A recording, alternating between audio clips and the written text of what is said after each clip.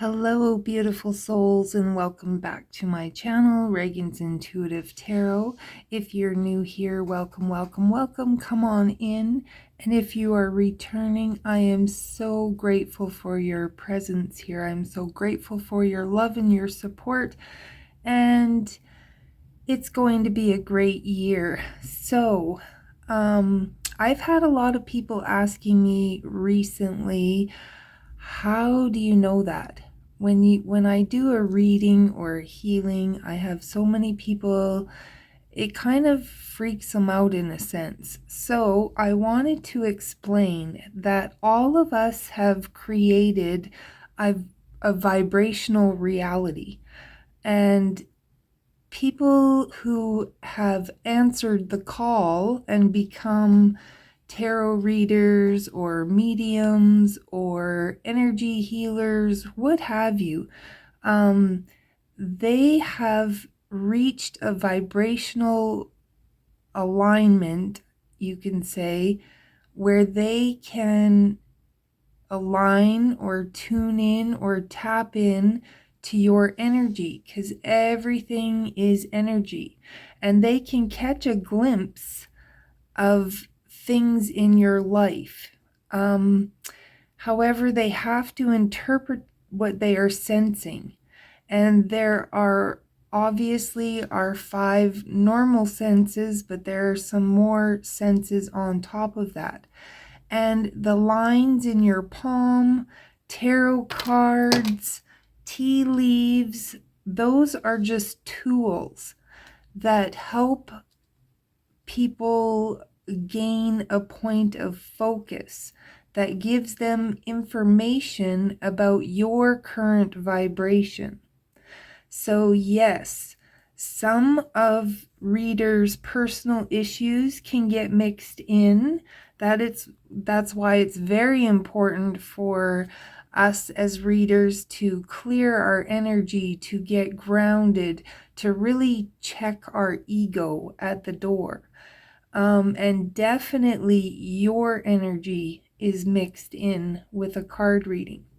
So if you go into a reading all uptight and insecure, your insecurity is going to serve as a veil or a fog that can block your reader or make it difficult for them to present the information to you that you can hear or trust. And likewise, their ego and their insecurities can factor in as well. And you can probably feel that. So, can card readers really read people's energy? Absolutely they can. And some are very, very, very good at it. I also believe it's like a muscle. It can be strengthened with training or use. And likewise, if you don't use it regularly, it can weaken. And I think this is why we are seeing more and more tarot readers and whatnot coming to the surface, because more and more people are accepting their true nature, are embracing it, are answering the call. So is it a value to you to see a reader? It can be, but you must remember that energy is fluent and it can change rapidly. Therefore, anything you are told, especially about future events, can always change. Every 10 seconds is a new opportunity to make a decision, and every decision sends a ripple effect into the universe that creates your future. So every tarot readers give you the potentials of your current energetic trajectory. You alter your trajectory by eliminating limiting beliefs, negative patterns, low vibrational thoughts, foods, people, etc.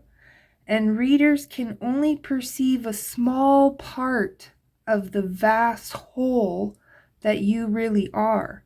And usually they are being guided to deliver messages that are for your highest good at the time. So it's beneficial if you are seeing a reader, if you are watching these videos, to be open to whatever is said, to take what fits you and leave the rest. Filter whatever is said through your internal guidance system. Trust yourself before trusting anything outside of yourself, ever. It's like the story of the three blind men and the elephant. And it's a lot like Plato's Plato's Republic, the cave, if you've heard of that. But the three blind men and the elephant, each one is touching a different part of the elephant, and one says that an elephant is soft, long, and moves like a snake. And the other one says, no, it's round, rough, and solid like a tree trunk. And the third one says, no, no, no, you both have it wrong. It's long, it's wide and tall and flat and immovable like a house. And the moral here is that they are all right and they are all wrong. An elephant is all of those things and so much more, like each one of us, as well as each person's perception is based on their experience, not yours or anyone else's. So why is tarot so bad? Why has it been so bad? Why has it been so taboo for so long? Why were witches burned? Well, because it's all out of fear. But not the fear of evil that we've all been made to believe. It's the fear of knowledge, because knowledge is power, and personal power is dangerous because you can't be controlled.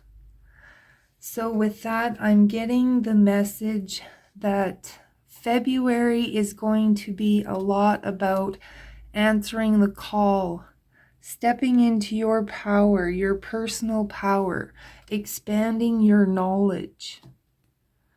And so with that, I welcome you here and we will get into the cards. Hello, hello, my beautiful Taurus. I hope you're doing very well out there. As you may or may not know, I'm a Taurus myself, and Taurus, we have been struggling and going through so much, and every time we think it's over, something else happens.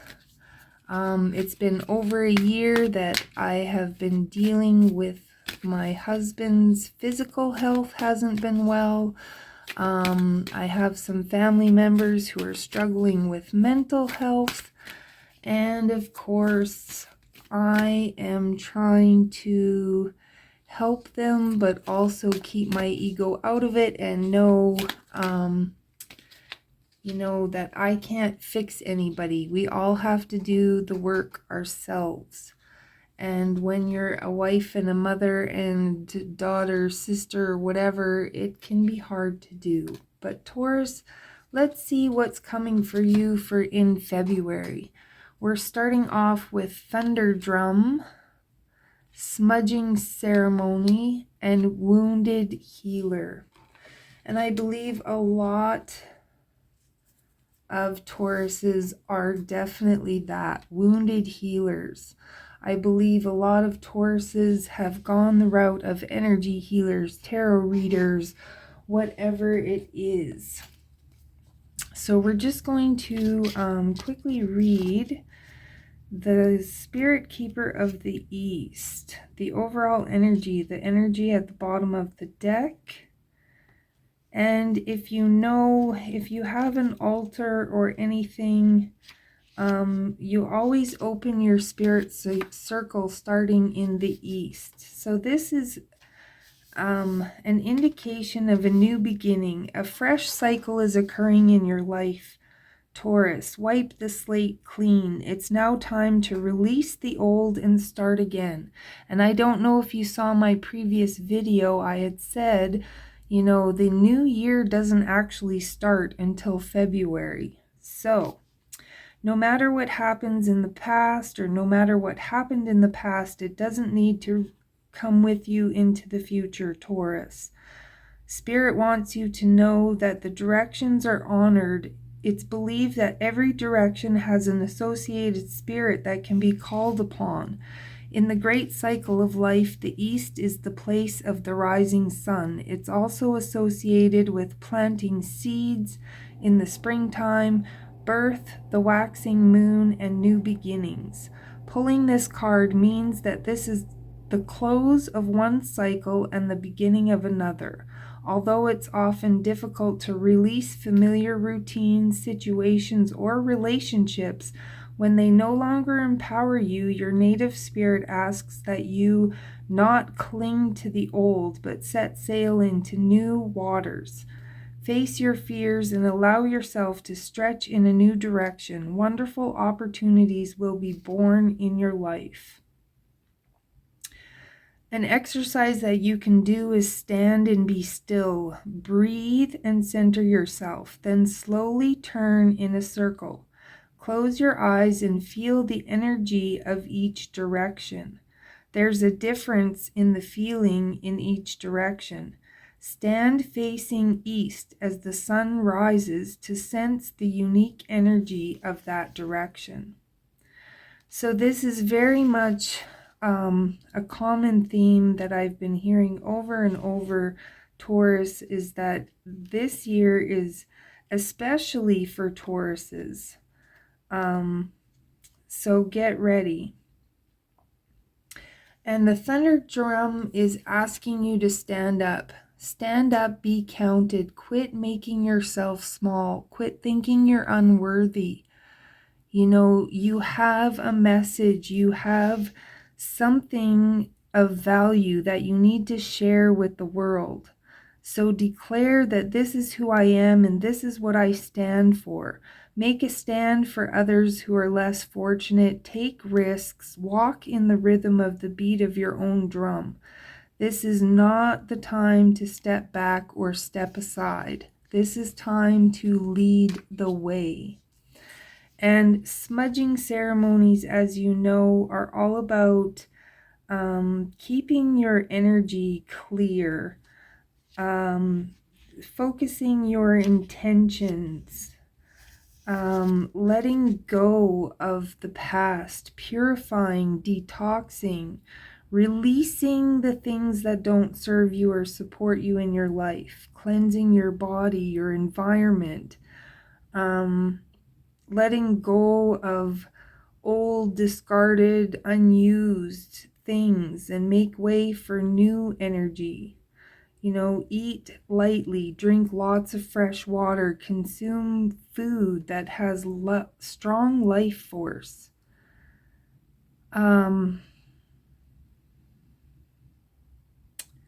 This is just all about washing your body, mind, and soul and stepping into your power, being a leader in this new beginning. Being the wounded healer, you have come so far, Taurus. You have gone so deep and done so much work that it's time now to share your wisdom. You know, when they say that the student becomes, when the student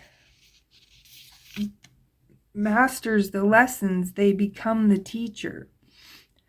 So the wounded healer is talking about healing energy and vitality, life force that is flowing through you and to you.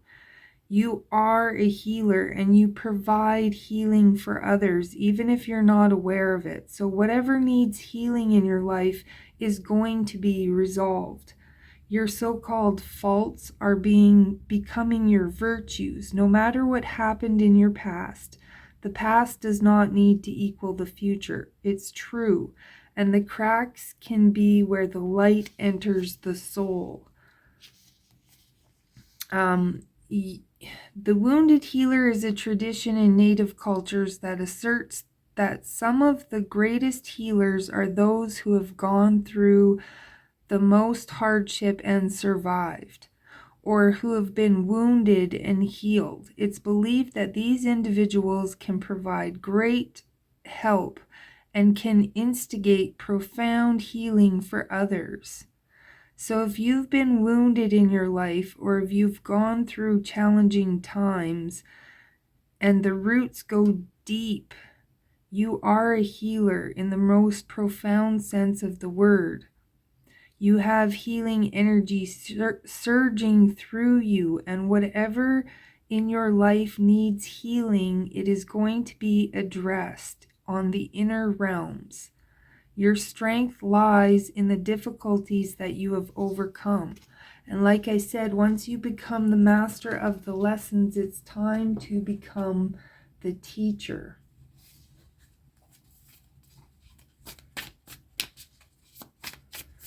Taurus, you're one of those people who are very in tune. You can pick up so easily on other people's energy. You can see that all of life is one big, huge paradox. Yes, the Hanged Man, you have such a different perception on reality than most other people. You see things, again, you see the paradox. You see both sides of every situation.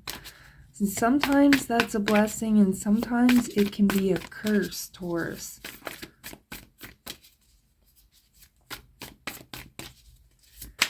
And actually, I have to take that back. It's all in how you are perceiving it. It's only a curse if you perceive it that way. The Four of Pentacles. Taurus has been holding on to so many things.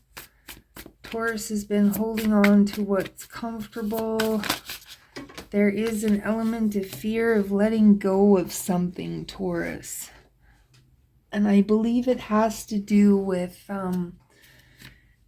just feeling like you're going to be judged, feeling like you're not worthy, feeling like, you know, that success is going to pass you by. Other people are successful, Taurus. For some reason, you don't feel that you can be successful, but Taurus, that is your birthright. Taurus is all about abundance, elegance, the finer things in life, stability. You're holding out for something solid, something stable.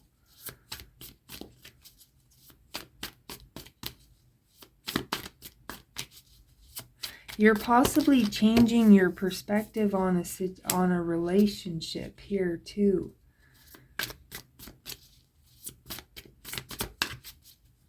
There's a lot of healing, Taurus, a lot of healing.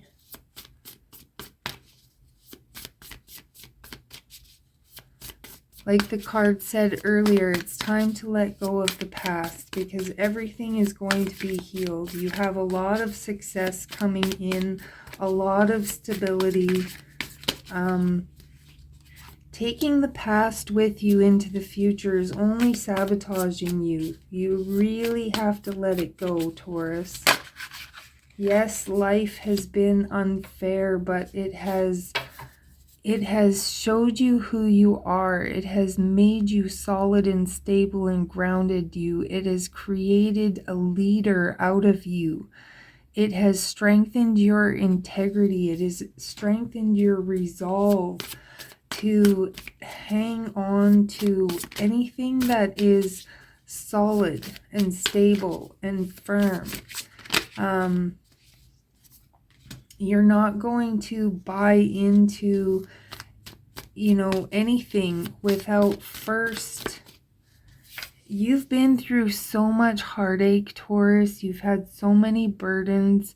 It's been a long, hard road. But again, there's something coming in that's bringing an end. And at the bottom of the deck, we have the Death card. Death and rebirth. Definitely in the month of February, I think Taurus, you are going to see that things are going to start shifting and changing. You're definitely going to be successful in your perception of the hardships ahead. And I think you're going to be able to navigate anything very well. I think all of your past experience it's only leading you to success from here. But you need to stay focused. You need to stay grounded. Stay in your bubble, Taurus. Stay in your bubble. Be careful who you're sharing information with, because not all of the people around you have good intentions. And Taurus, if you're holding on to somebody that you know doesn't have good intentions, you know they're sabotaging your growth, your progress, but for some reason you're hanging on to that person, Taurus, you need to let it go. You need to be real with yourself and see that there is a person here, Taurus, that you're dealing with that you thought was your solid foundation, but the road together has been nothing but hardship. It's been so hard. It's been so difficult. It's a constant fight. It's like this person is constantly sabotaging your efforts. Anytime you try to talk to them, they say no. It doesn't matter what you're trying to communicate. It's always the opposite. It's like you can't get on the same page no matter what you try to do. So it might be time, Taurus, to pack your bags and move on. And it might be hard to move on. It might be really hard to let go, because of course you thought this was something solid. You thought this was something that was going to lead to something wonderful, but it didn't. So it's time to let it go and move on. Whether it's a job, a relationship, a person, at the beginning here, this is all about detoxifying, decluttering, stepping into the power that you know you have, answering the call, Taurus. You know what you need to do. It's time to stop letting people hold you back. So that's a beautiful message, Taurus. I hope that helps you in the month of February. If this resonates with you, I would love, love, love it if you would hit that like and subscribe. If not, go check out some of your other signs. But until then, Taurus, I will catch you next time.